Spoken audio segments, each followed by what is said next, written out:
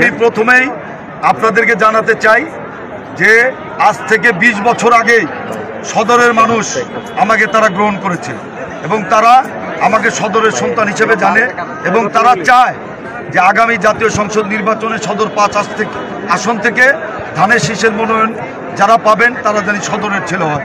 সেই হিসাবে আমি কাজ করছি। আপনারা জানেন জনগণের সাথে আমার নিবিড় সম্পর্ক, 20 বছর যাবৎ কাজ করছি। প্রত্যেকটা গ্রামে, প্রত্যেকটা ওয়ার্ডে এবং শহরের 18টা ওয়ার্ডে নেতাকর্মীদের সাথে আমার হৃদয়ের সম্পর্ক। বিগত 16 বছরের আন্দোলন সংগ্রামে তাদের নিয়ে আমি রাজপথে ছিলাম। এই জন্য তারা চায় যে সদরের স্থানীয় প্রার্থীকেই তারা এখানে যাতে নির্বাচিত হয় তারা সেটা দেখতে চায়।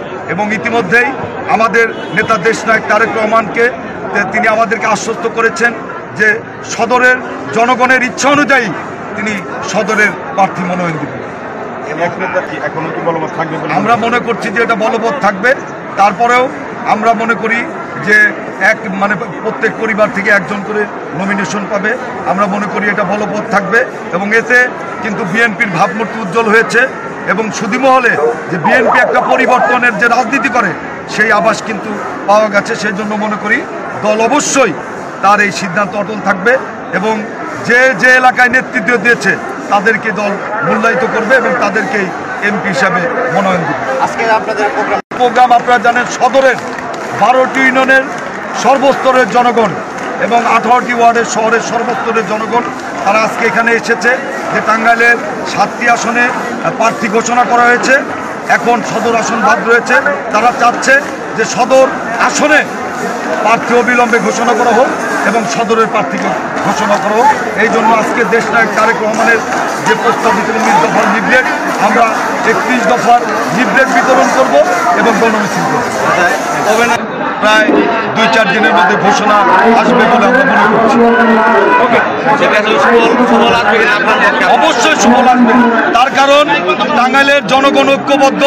তারা এখানে স্থানীয় প্রার্থী চায়, স্থানীয়র বাইরে তারা কোনো প্রার্থী চায় না এবং টাঙ্গাইলের সকল মানুষ ঐক্যবদ্ধ।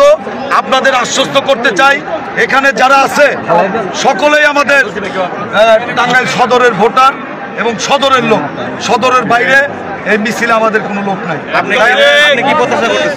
আমি প্রত্যাশা করছি যে জনগণের যে মনের দাবি, প্রাণের দাবি, যে তারা স্থানীয় প্রার্থী চায় এবং দলও এই জায়গায় স্থানীয় প্রার্থী দেবে বলে আমি মনে করি।